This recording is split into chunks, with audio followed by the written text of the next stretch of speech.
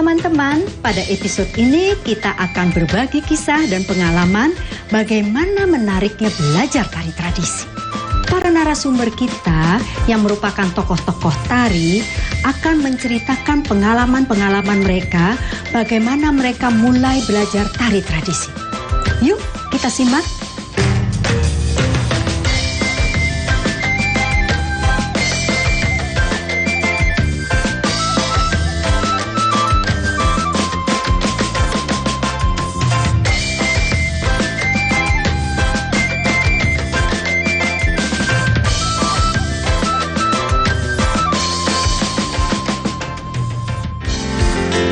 Jadi teman-teman, saya mulai belajar tari tradisi pada waktu umur saya 5 tahun. Waktu itu karena orang tua saya tinggal berpindah-pindah di kota-kota di Indonesia. Sebagai orang Bali, ayah saya almarhum menganggap bahwa dimanapun kita tinggal di luar Bali, kita harus tetap mendekatkan diri dengan akar.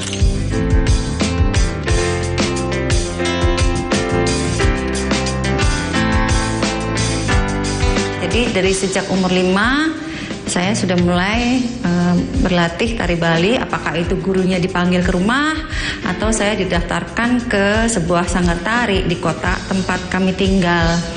Jadi sejak umur 5 itulah saya terus berlatih, tidak pernah berhenti sampai kira-kira saya selesai menyelesaikan semua tarian dalam materi kurikulum sanggar, pendet, panji semirang, tenun, sampai akhirnya legong itu di umur sekitar 13-14 tahun.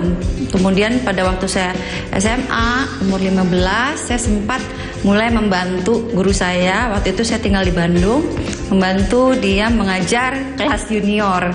Jadi perjalanan saya dari mulai berlatih tari dari awal, dari nol sampai akhirnya saya mulai mengajar.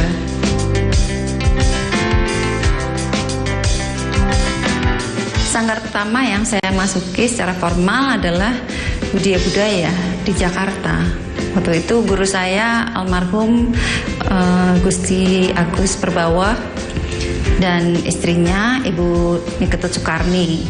Dengan mereka lah saya belajar tari-tarian basic seluruh tari-tari klasik dari pendet sampai legong. Setelah itu saya pindah ke Bandung.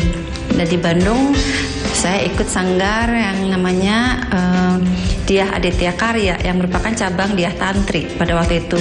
Di situ saya mendalami lagi legong dan tari-tarian kekebiaran lainnya.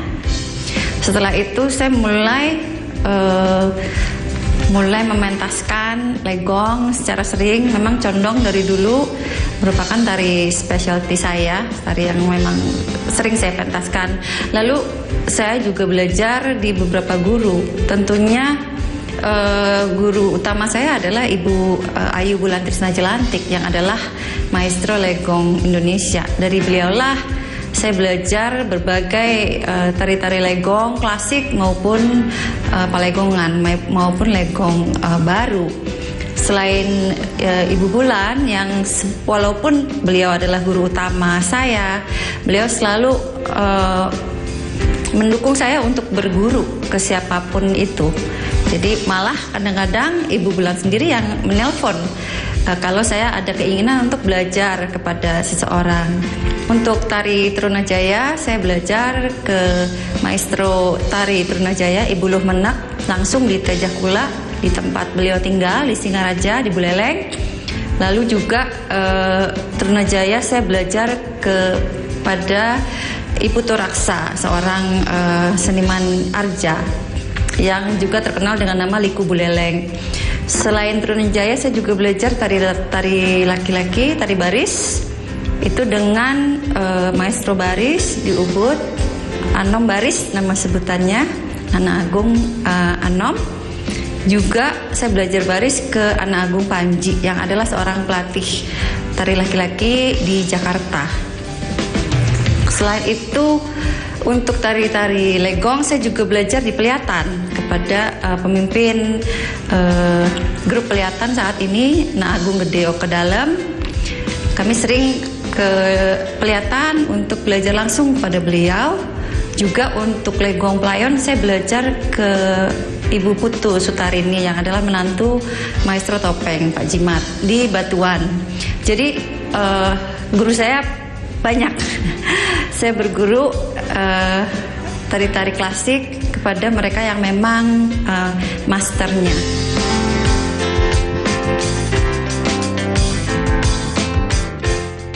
Waktu saya kecil, belajar menari Bali itu terus terang sempat menjadi beban buat saya. Karena saya anak perempuan terkecil dari 4 anak perempuan orang tua saya. Jadi di umur 5 tahun itu saya memulai berlatih di saat kakak-kakak saya sudah lebih dulu berlatih. Jadi saya merasa selalu ketinggalan, saya merasa selalu paling bodoh dan sering setiap kali mau berangkat kursus itu saya nangis dulu. Saya nggak mau karena saya selalu merasa tidak diperhatikan oleh guru karena saya paling bodoh. Sementara kakak-kakak saya, terutama kakak saya yang paling besar di mata saya waktu itu sudah menari dengan hebatnya. Jadi saya selalu merasa minder. Kapan saya bisa sebagus kakak-kakak saya? Barulah setelah kira-kira umur 14, di saat saya mulai dipasangkan dengan kakak yang persis di atas saya, yang 3 tahun lebih tua, di situ barulah kepercayaan diri saya mulai tumbuh bahwa saya sudah bisa menari menyamai kakak-kakak. Pengalaman adalah guru terbaik. Dan belajar dari orang yang sudah banyak pengalaman merupakan proses belajar yang sangat baik. Dari pengalaman-pengalaman yang akan dikisahkan oleh para narasumber kita akan mendapatkan banyak pelajaran menarik. Juga kisah yang menarik.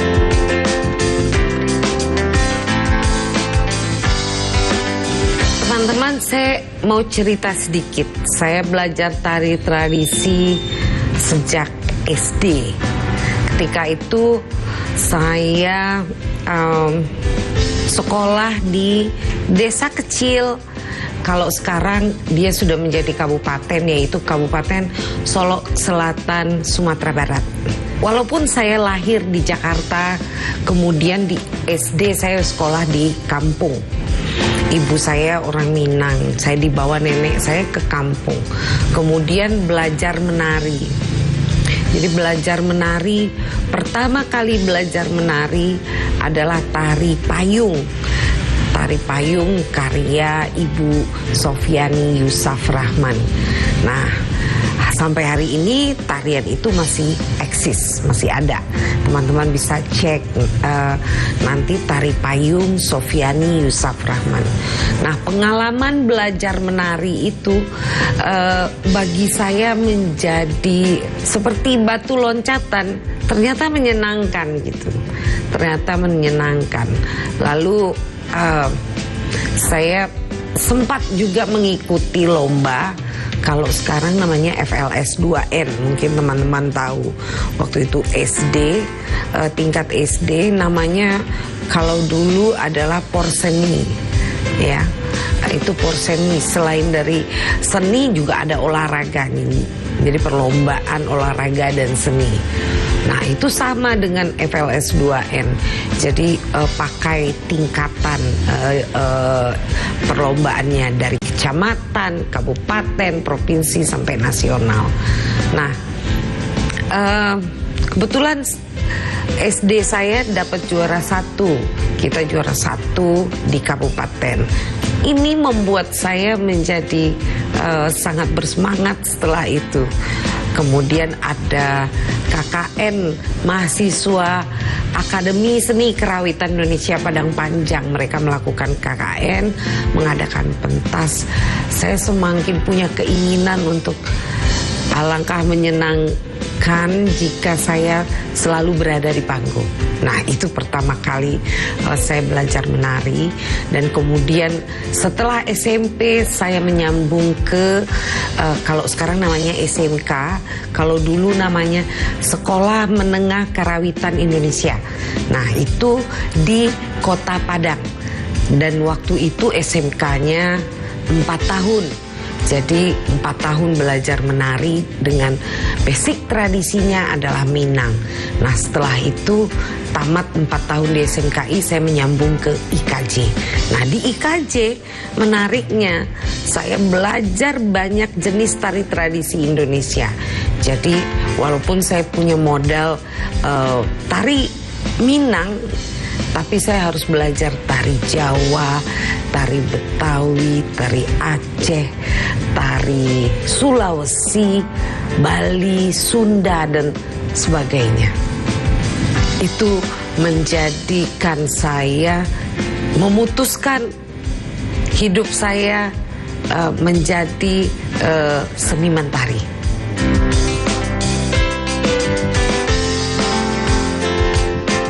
Nah, belajar menari itu tidak hanya di sekolah, tapi juga lewat kegiatan komunitas. Misalnya ketika saya di Jakarta, saya tidak cuman belajar di Institut Kesenian Jakarta, tapi saya juga bergabung dengan komunitas yang lain.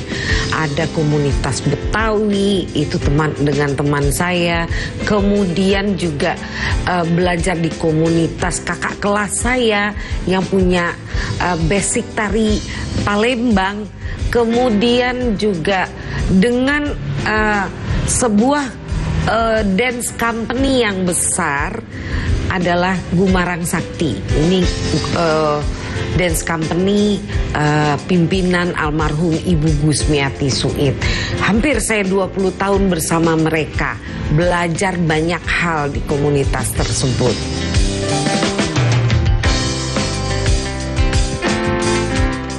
Banyak sebetulnya pengalaman yang menarik, ya. Satu, dengan kultur atau latar belakang budaya saya ketika belajar tari tradisi lain. Itu yang paling sangat bertolak belakang adalah ketika saya belajar tari Jawa. Nah, belajar tari Jawa membutuhkan tidak hanya gerak yang sangat pelan, tapi ada misalnya sikap-sikap, ya, seperti pandangan, ya, saya sudah menjelaskan sebelumnya, pandangan tidak boleh frontal ke depan, dan kemudian ada batas-batasan langkah, ya. Dan latihannya menggunakan kain yang sempit gitu. Jadi pakai, kalau istilah orang Jawa, pakai jari, ya. Itu diwiru, ada samparannya di belakang. Nah, itu samparan itu dia kan harusnya di belakang. Nah, ketika kita melangkah besar, dia akan lari ke depan. Nah, itu nggak boleh sebetulnya. Jadi bagaimana menjaga samparan tetap di belakang. Dosen saya tuh sampai duduk, ya, sampai duduk untuk menahan kaki saya, ya, menahan kaki saya agar tidak bergerak lebih luas gitu. Jadi selalu menjaga antara langkah pertama dengan langkah kedua itu tidak boleh punya jarak yang jauh, harus rapat. Nah, kemudian juga sikap badan. Sikap badan di Jawa itu dia tidak boleh memperlihatkan ekspresi yang frontal atau sikap yang tegas pada tubuhnya, tapi dia harus selalu semeleh, ya, sikap tubuhnya semeleh, ya, kemudian dengan pandangan ke bawah itu beda sekali. Saya sampai harus, punggung saya tuh harus ditepokin gitu sama guru. Nah, kenapa saya bilang ini menarik? Karena bagaimana saya beradaptasi dengan budaya yang berbeda. Sama, walaupun misalnya dengan menari Aceh, itu juga sama.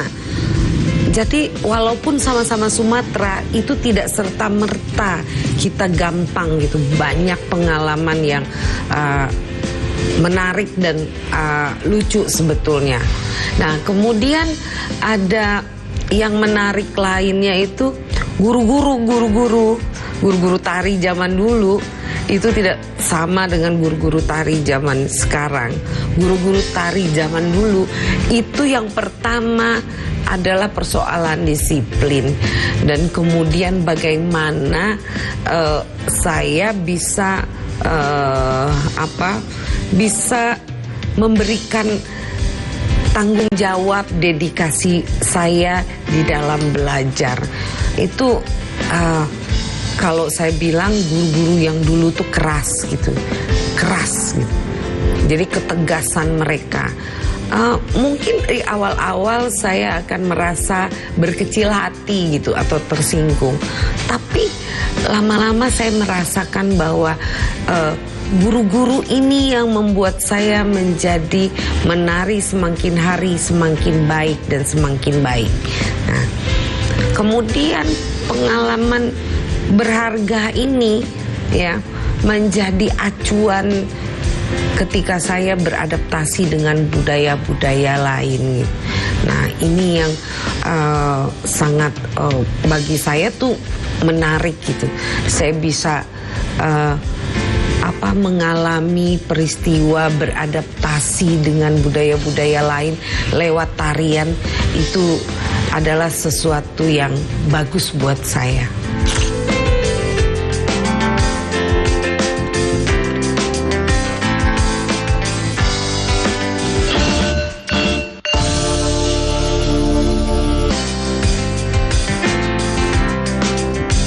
Teman-teman semuanya, saya mau bercerita, flashback ke belakang ya. Pertama kali saya belajar nari itu pada waktu SD mungkin ya, masih kecil ya. Lalu SMP itu sempat belajar ke teman-teman aja, teman sekolah. Karena saya kelahiran di kota Temanggung, jadi saya belajar di seputar Temanggung saja. Nah, di Temanggung kan kota kecil di lereng Gunung Sumbing. Jadi untuk mencari guru-guru tari yang handal seperti di Jogja, Solo sangat-sangat tidak mungkin. Sehingga ya pepatah itu kan mengatakan tidak ada rotan, akar pun berguna, istilahnya begitu. Tapi itu adalah perjalanan.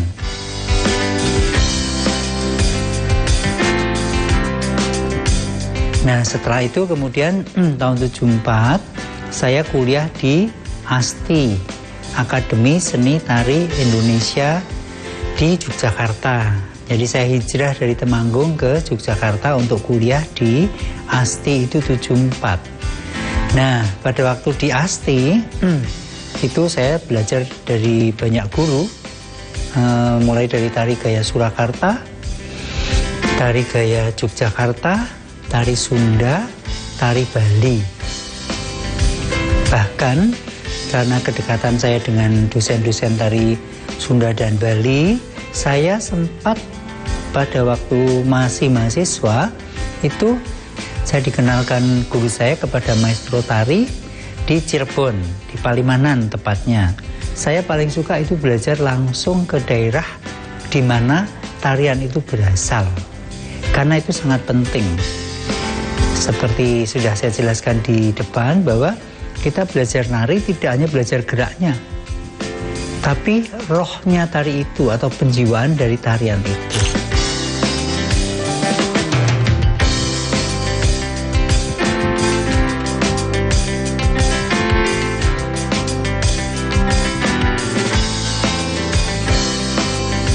Cerita tentang pengalaman menarik, teman-teman, banyak sekali. Seperti mungkin bisa saya ceritakan beberapa ya.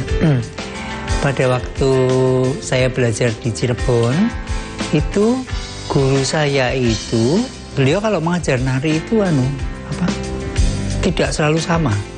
Jadi ragam yang diberikan murid satu dengan satunya itu kadang-kadang ada yang berbeda. Nah, itu yang membuat awalnya saya bingung, loh kok lain dengan yang diajarkan saya. Tapi kemudian di situ justru kelebihannya seniman tradisional di situ. Bahwa suatu saat muncul improvisasi ataupun ragam yang spontan baru yang belum pernah saya ketahui. Nah, itu kita sebagai murid harus pintar-pintar menyerap itu supaya kita menjadi kaya dengan dengan bentuk-bentuk tari itu sendiri. Kalau teman-teman melihat sekarang, saya banyak sekali menari dengan topeng. Nah, itu yang mendasari awal adalah guru saya dari Palimanan, topeng Palimanan, itu tahun 79. Itu yang mendasari tari topeng yang kemudian entah bagaimana sampai saat ini saya selalu asyik, saya selalu enjoy, saya selalu senang mengekspresikan tarian melalui topeng. Sampai saat ini, sampai akhirnya muncul kreasi saya yang berjudul Tari Dwi Muka, itu kan juga menggunakan topeng di belakang. Nah, selain itu sekarang sudah mulai saya akan melibatkan atau akan memadukan dan menampilkan unsur-unsur tari daerah lain. Antara lain yang sedang saya siapkan itu, saya sedang membuat tarian tangih pingang, itu tangis enggang. Ini yang sedang saya persiapkan, dari tangisan burung enggang dari etnis Dayak, saudara-saudara saya yang di Dayak sana. Jadi pada tahun, mungkin teman-teman juga sudah banyak yang tahu, banyak yang baca, tahun 74 waktu saya kuliah di ASTI Yogyakarta, sekarang sudah menjadi ISI ya, Institut Seni Indonesia. Saya bertemu dengan kakak kelas, yaitu Mbak Bekti Butihastuti, atau akhirnya sekarang disebut Mbak Tuti Nini Towo. Itu beliau menciptakan tari Nini Towo yang menarikan lagu dari almarhum Kinarto Sabdo yang menciptakan tari Nini Towo itu. Nah, tarian itu dibuat komedi. Beliau membuat itu, Mbak Tuti, tahun 73 pada waktu ujian sarjana muda. Zaman itu kan masih ada sarjana muda, tidak S1 ya. Lalu waktu saya kuliah di sana, Mbak Tuti merasa cocok dengan saya karena saya juga senang yang lucu-lucu. Akhirnya saya diajak untuk menarikan tari Nini Towo. Nah, itu yang melekat sampai detik ini, sehingga sampai nama saya dipanggil pakai embel-embel Nini Towo di belakangnya gitu. Para narasumber kita sudah menceritakan pengalaman mereka. Pasti teman-teman bisa menemukan hal berharga untuk dipelajari. Belajar tari tradisi ternyata juga membuat para tokoh tari kita semakin memahami hidup. Teman-teman bisa belajar dari pengalaman hidup mereka. Semoga semua bisa menjadi inspirasi yang baik untuk teman-teman agar semakin tertarik belajar tari tradisi.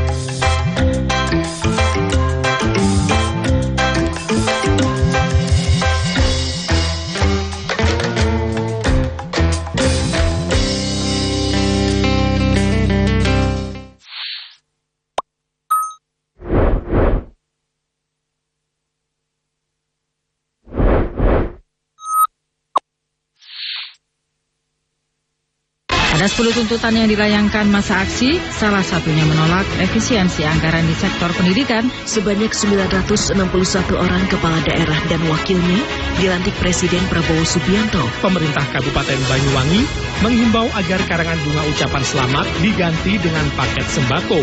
Penjualan tiket KA jarak jauh masa angkutan lebaran ini masih berlangsung.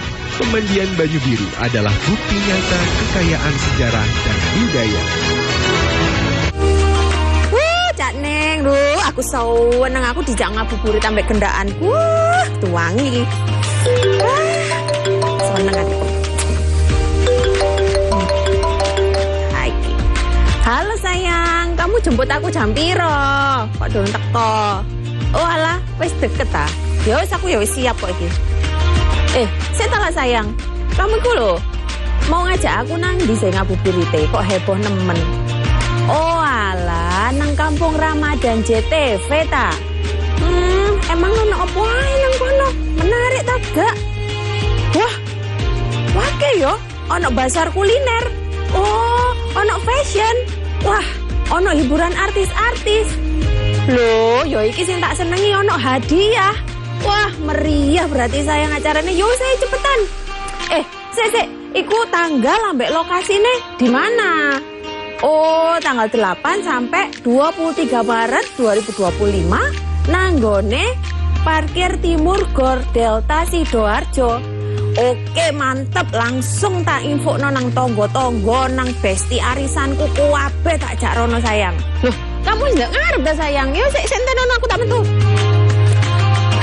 Aduh, kan lali saking senengnya aku dijak ambek gendaanku ngabuburit. Wes, yo dulur cak ning kabeh aja lali teko nang Kampung Ramadan JTV. Nek gak teko, awas kon riyomu gak bunga. Wes yo.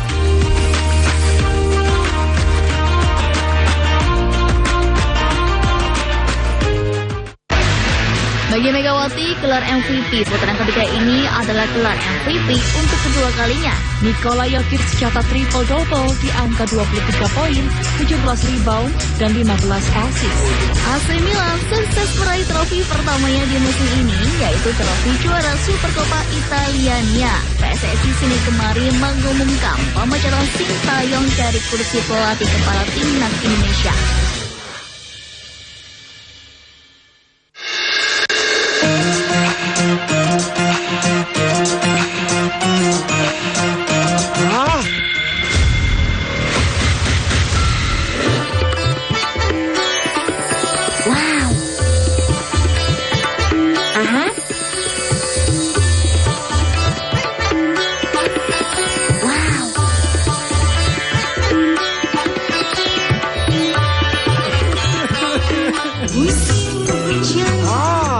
Mantap suaranya.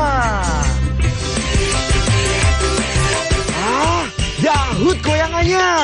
Stasiun dangdut digoyang tambah dahut. Dari 150 kali gempa tersebut, 2 diantaranya memiliki kekuatan signifikan. Selama ini pabrik rumahan tersebut memproduksi arak jenis Trobas tanpa izin. Untuk keripik singkong dan jagung ini sangat murah meriah. 5 kapal penumpang ini diberangkatkan secara bergiliran sejak pagi hingga petang. Para tersangka memalsukan beras SPHP yang dikemas menjadi beras premium. Dugaan sementara kebakaran dipicu oleh korsleting kelistrikan mobil. Saksikan Jatim Awan hanya di JTV.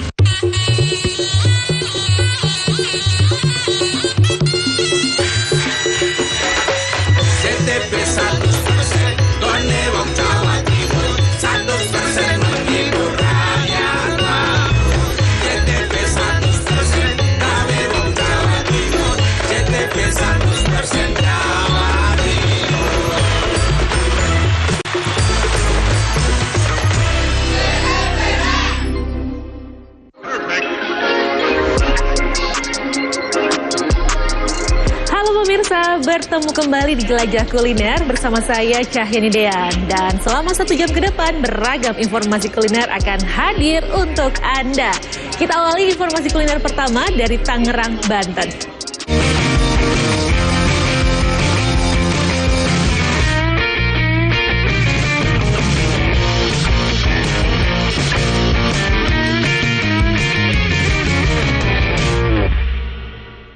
Di kota Tangerang Tangerang, Banten terdapat banyak tempat kuliner menarik seperti warung asinan Ibu Sudi Mampir yang berada di Jalan Hasyim Asyari, Kelurahan Roktok, Kecamatan Pinang, Kota Tangerang, Banten. Berdiri sejak 1975, asinan ini banyak disukai pembeli lokal maupun dari luar daerah.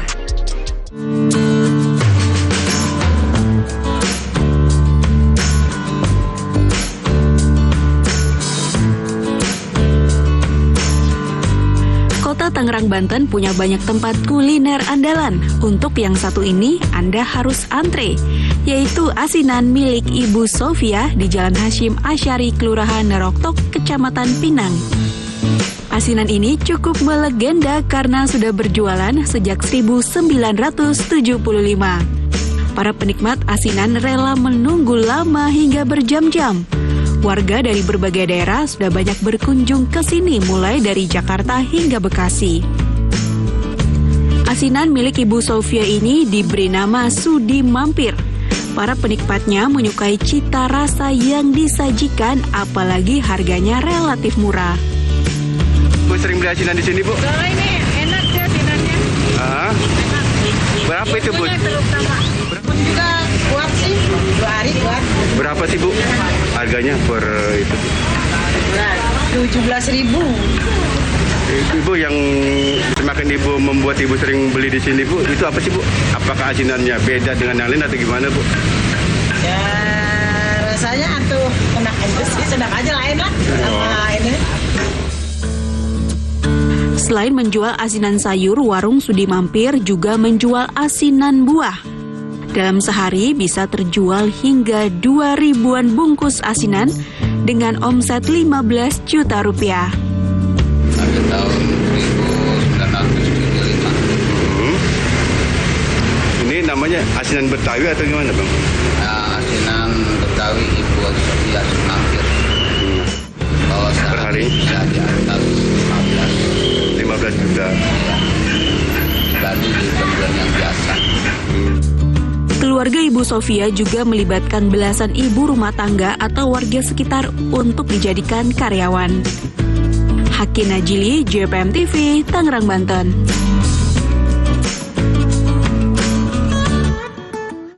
Dari kuliner asinan Betawi, selanjutnya saya memiliki rekomendasi kuliner khas Minang, lamang tapai nih pemirsa. Namun Anda tak perlu pergi jauh ke Sumatera Barat untuk mencicipi lamang tapai ini, karena di Jakarta terdapat pedagang yang menjual lamang tapai yang berada di kawasan Kramat Raya, Jakarta Pusat.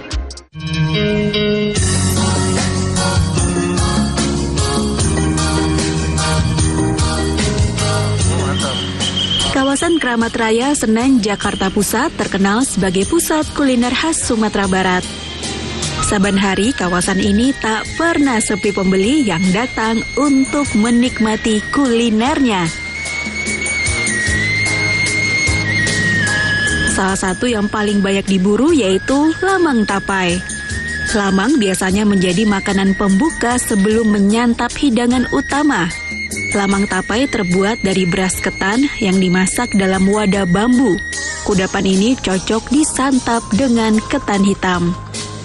Lemang tahannya 3 hari, dipotong maupun nggak dipotong. Cuman perbedaannya kalau masih dalam bambu, ketannya masih lembut karena dia nggak kena angin-angin kan gitu. Kalau dipotong awet juga, cuman dia agak mengeras doang gitu. Tapi memang dia awet karena dibakarnya 5 jam. Awet, tape lebih awet lagi, seminggu dia lebih tahan, cuman asam aja gitu. Kalau tape nggak bisa basi, cuman asam gitu.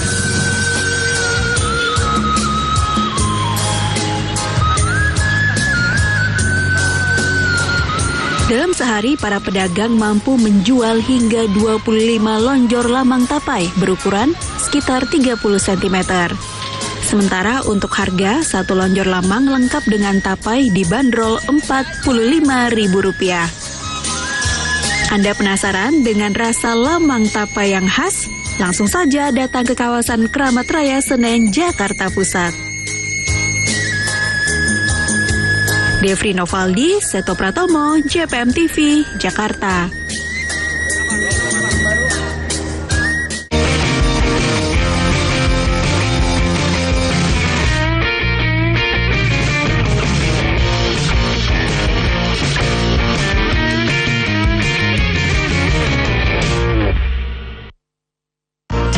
ini tidak ada yang sempurna, plus minus. Kalau kepingin hidup ini bahagia, ya harus syukurnya yang banyak. Kurbi ayatillahi fa innallaha sari'un. Saksikan padane ati Ramadan takon ibadahe bunga atine. Acara ini didukung oleh Kini telah hadir terobosan baru, Bio Nuratik, merupakan herbal. Sangat ampuh untuk mengatasi asam urat, rematik, masalah pada persendian, masalah pada tulang, masalah pada lutut, syaraf kejepit, serta sakit pinggang dan sakit punggung. Bio Nuratik terbuat dari bahan-bahan alami yang diolah menggunakan teknologi ekstrak sehingga mudah diserap oleh tubuh. Bio Nuratik, pilih hijau ajaib. Kita buka Kampung Ramadan dalam hitungan 3, 2, 1. Bapak Ibu boleh kita berikan. Saksikan pembukaan Kampung Ramadan 2025 dan gebiar selawat bersama Gus Asmi, Gus Hafiz, dan Syubandul Muslimin tanggal 8 Maret 2025 live jam 20 waktu Indonesia Barat hanya di JTV. Dulur, poso bakal luwih bunga bareng program-program api nang JTV. Padanya ati Ramadan. Dapur kita Ramadan. Sahur bareng. Kultim kuliah 3 menit. Kampung Ramadan. JTV bakal ngancani posone awak dhewe ben tambah barokah. Ojo sampai kelewat ya dulur.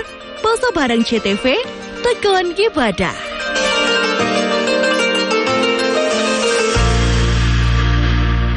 Dalam puasa ini terdapat fadilah-fadilah yang luar biasa. Puasa tersebut dapat rohul darajat, dapat mengangkat derajat seseorang tersebut. Bahwa tapi kalian insya Allah akan memusnahkan keburukan-keburukan yang pernah kita lakukan. Wakasus syahwat, dan insya Allah akan melemahkan syahwat-syahwat kita.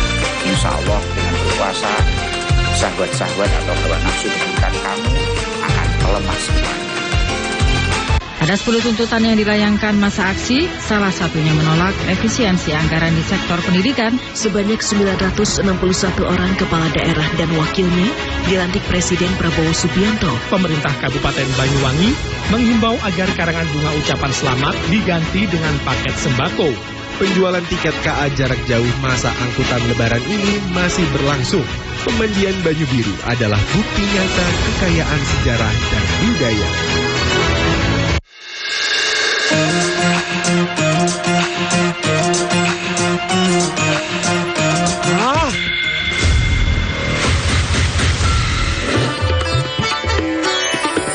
Wow. Aha.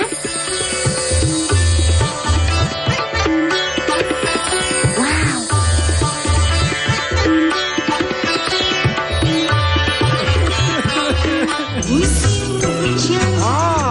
Mantap suaranya.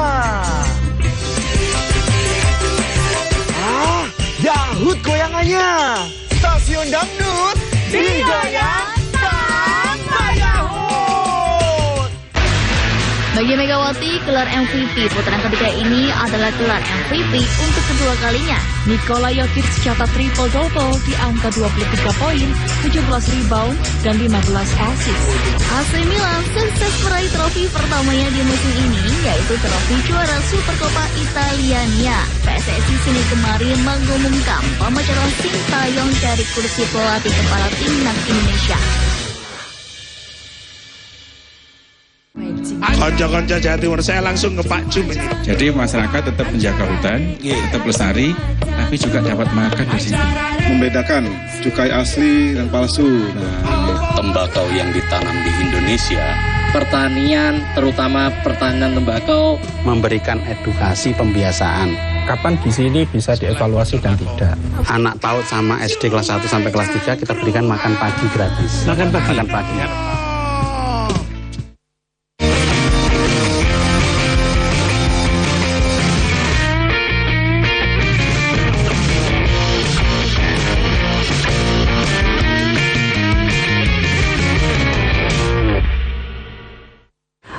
Anda yang ingin menikmati kopi sambil berbagi, kini hadir kedai kopi di Fabis Coffee & Tea yang berlokasi di Jalan Kendal, Jakarta Pusat. Kedai kopi ini memiliki program kopi dibagi dan kue dibagi untuk masyarakat yang membutuhkan.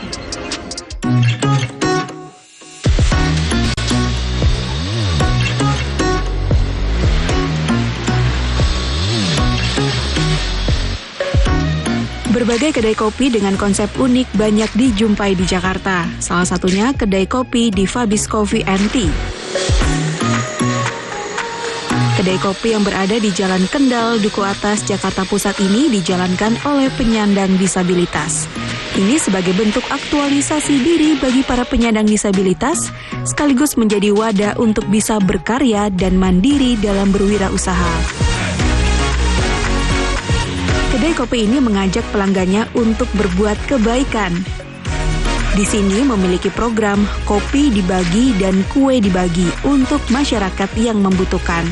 Berbagi nih Mbak, 1 cup atau 2 cup yang harganya 12.000 seperti itu. Nah nanti setelah mereka bayar akan diberikan magnet seperti ini. Ini untuk khusus kue. Untuk minuman ada sih. Nah, misalkan pembelinya saya mau berbagi minumannya, makanannya 2 cup atau 2 slice seperti itu. Nah, nanti akan dibagi 2. Nah, 2 dikasihkan magnet ini 2 dan nanti akan ditempel di sana. Nah, begitu nanti ada yang seperti pemulung, pengamen, anak-anak jalanan, ojol, mereka mau ngambil kue ini, tinggal ditukarkan aja magnetnya ke teman-teman yang menjaga. Seperti itu, Mas. Pelanggan yang ingin membeli sekaligus berbagi kopi dan kue yang dijual di kedai kopi ini tidak perlu kesulitan berkomunikasi dengan teman-teman tuli yang mengelola kedai kopi. Setiap pelanggan yang ingin memesan cukup memberikan bahasa isyarat yang ada di menu atau menunjuk menu yang ingin dipesan. Teman-teman tuli yang bekerja bisa membaca gerakan bibir para pelanggan.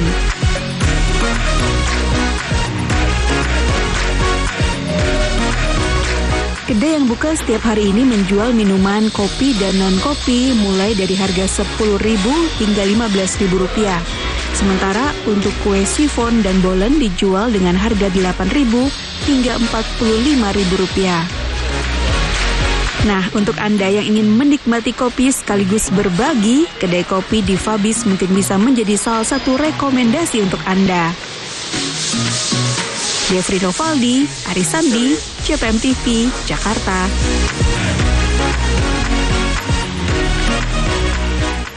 Kedai kopi di kawasan Bintaro, Tangerang Selatan ini menghadirkan sensasi menikmati kopi dan makanan Nusantara sambil berolahraga. Jika Anda berkunjung ke sana, Anda bisa menikmati kopi dan juga bermain golf.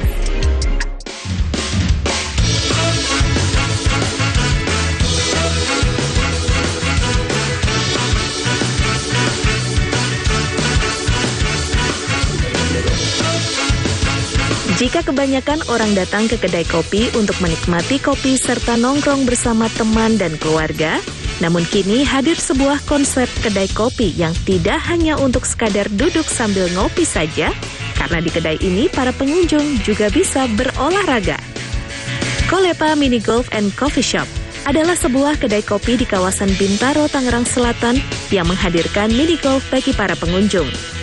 Konsep yang diusung kedai kopi ini terbilang unik dan dinilai cocok terlebih di tengah pandemi virus corona, di mana orang-orang harus banyak berolahraga agar badan tetap bugar.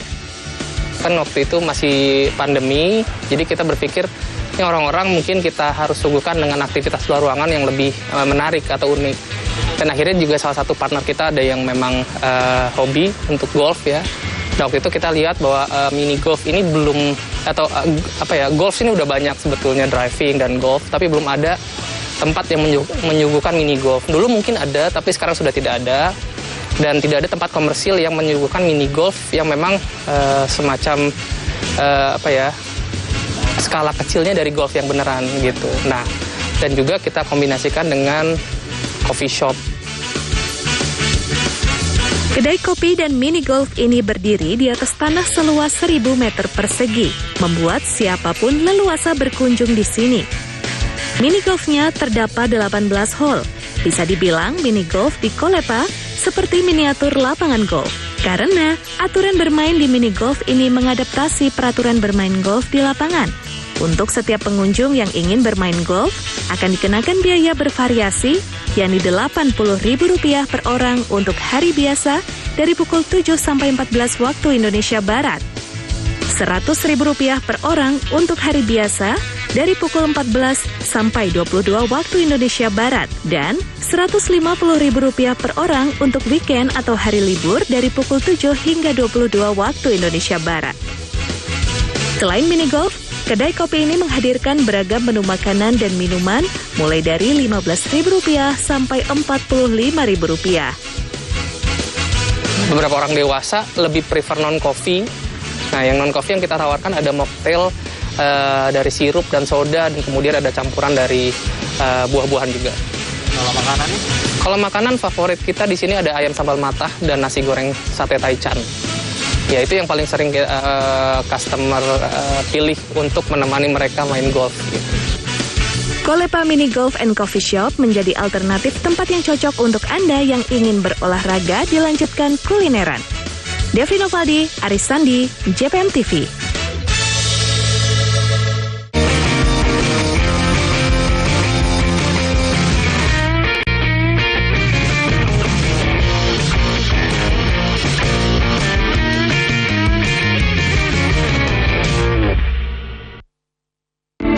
Prosifa sudah terdaftar resmi di Badan POM dan memiliki sertifikat halal MUI, terbukti aman tanpa efek samping. Seminggu saya konsumsi rutin Prosifa, akhirnya bisa sembuh.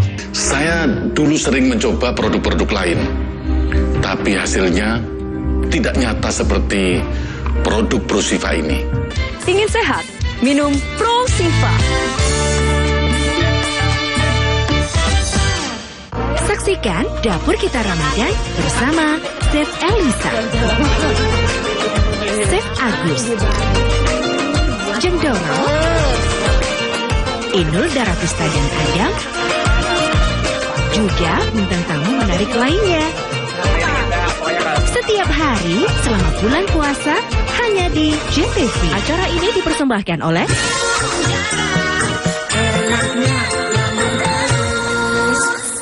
Dari 150 kali gempa tersebut, 2 diantaranya memiliki kekuatan signifikan. Selama ini pabrik rumahan tersebut memproduksi arak jenis Trobas tanpa izin. Untuk keripik singkong dan jagung ini sangat murah meriah.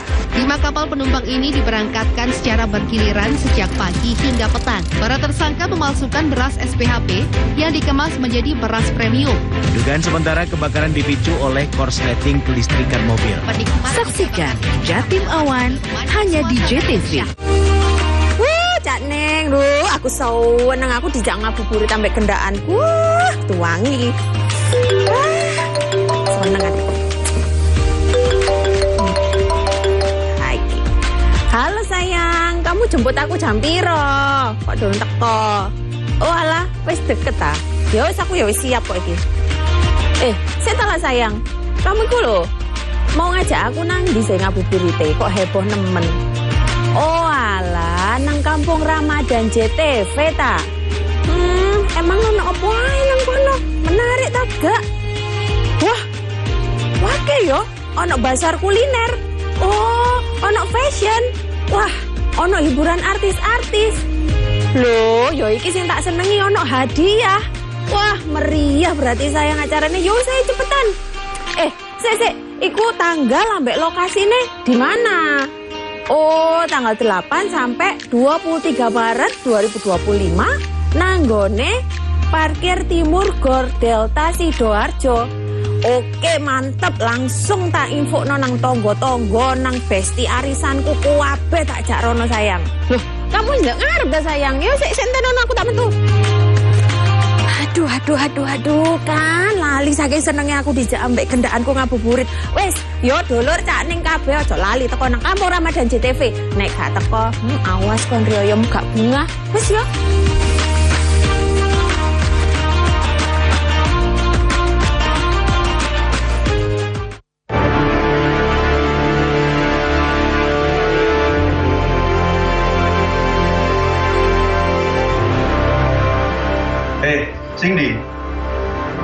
Tinggu. Nomor 1, coba. Saiki wayahe lur. Oh, nomor 2. Yuk, nonton pojok kampung. Oke, nomor 3. Beritane wong Jawa Timur.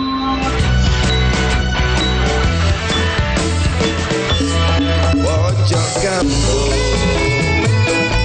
beritane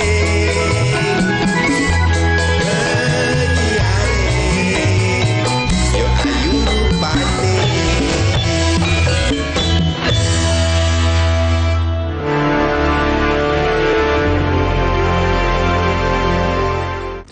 Duwe pulsa. Gak duwe pulsa iki lho, Ron, tak bedheki kon iso jawab oleh pulsa. Temen lagi. Ayo. Tukang gendam. Ayo. Oh, tukang sihir. Iki. Loh, iki. Ya, delok. Wah, bener. Iso. Oleh pulsa. Lah, oleh pulsa. Gawe kanca-kanca kabeh dulur-dulur kabeh sing kepengin oleh pulsa, melok kuis tul jenak setiap Jumat, Sabtu, Minggu. Jam 6 karo jam 8 bengi nang nggone tul jenak. Nonton sampe dijamin penak CTV.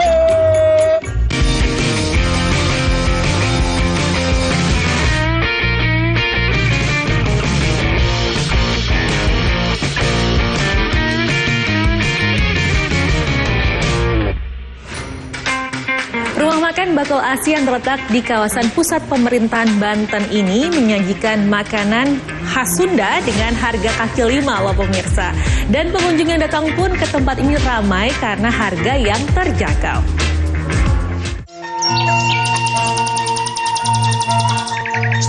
Ada sebuah rumah makan khas Sunda di kawasan pusat pemerintahan Provinsi Banten yang menyajikan makanan khas Sunda dengan pelayanan yang ramah.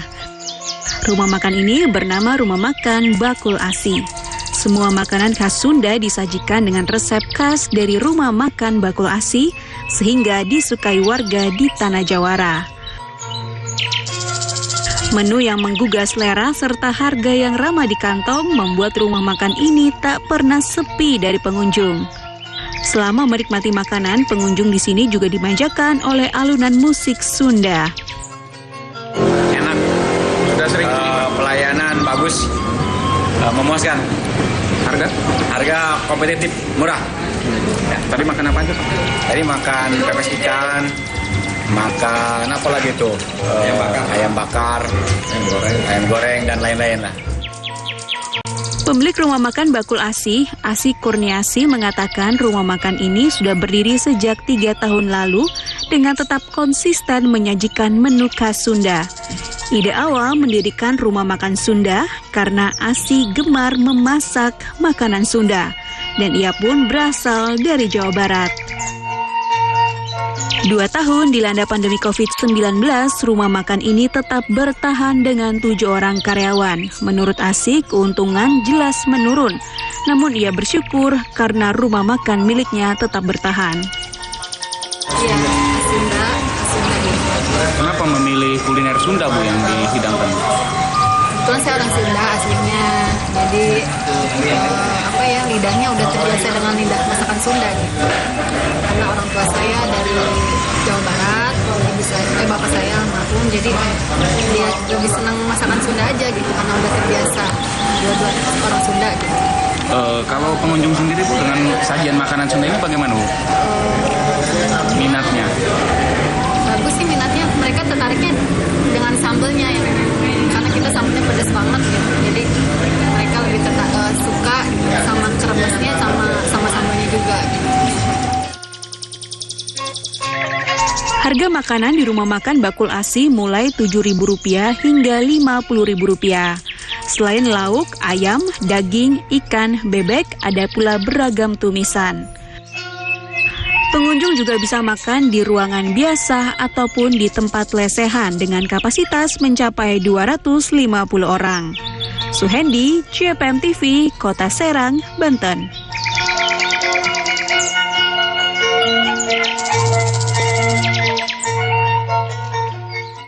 Dari Provinsi Banten kita ke Sulawesi Utara nih pemirsa. Wisata kuliner ikan bakar di Kota Manado ini kian menjamur karena banyaknya peminat ikan di sana.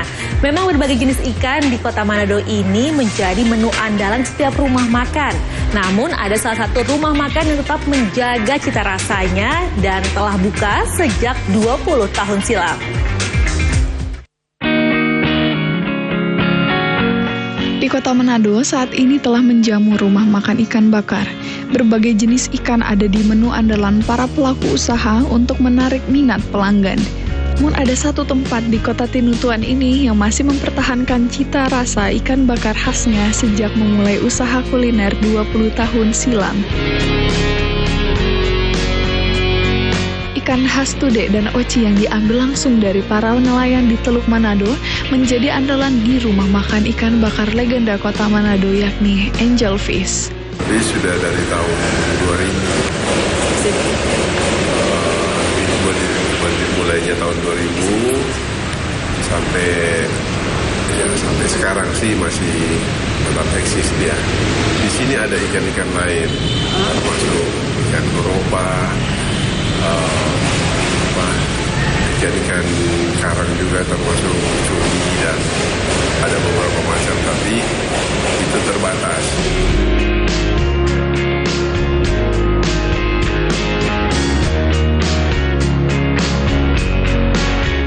Cita rasa yang khas dari sambal dabu-dabu lilang, ikan bakar tudek dan sayur kangkung yang masih fresh serta ikan tudek woko selaku menjadi andalan warga lokal hingga para pelancong dari luar negeri sejak tahun 2000 yang lalu. Bahkan rumah makan ini sudah memiliki pelanggan tetap. Ikan tudek di Angel Fish segar, DP ikan juga enak dibakarnya, teksturnya enak. Sudah sekitar 3-4 tahun. Iya. Kalau di tempat lain? Tempat lain belum coba sih dari di sini.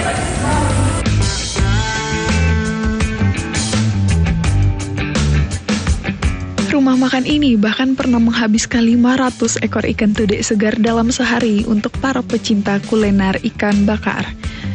Nah, dengan Rp35.000 Anda sudah dapat menikmati kuliner andalan di Kota Manado ini yang dipaketkan dengan nasi dan sayur kangkung cah. Eka Putra melaporkan untuk Kawanua TV.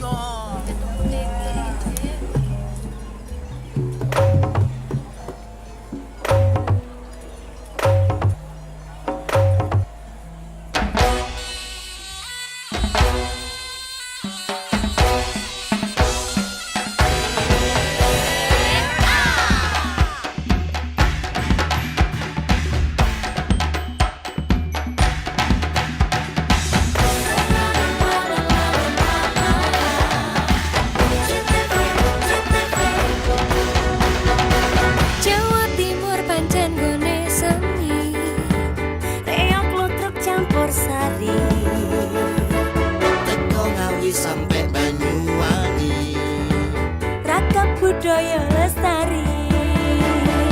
Mojo parit Singosari Kediri Kutingono. Ayo rek kuyup makaryo Jawa Timur tambah joyo. CTV 100% Bumi Jawa Timur 100% menghibur rakyat makmur. CTV 100% gawe wong Jawa Timur. CTV 100% Jawa Timur. Yo di Jawa Timur ragam warna-warni jadi melebur. Hati terhibur kembali berkumpul menjadi satu. CTV mantul mantulkan itu filosofi dari tanah Jawi. Semua beraksi atur insiden dedikasi. Semua seni ada di sini.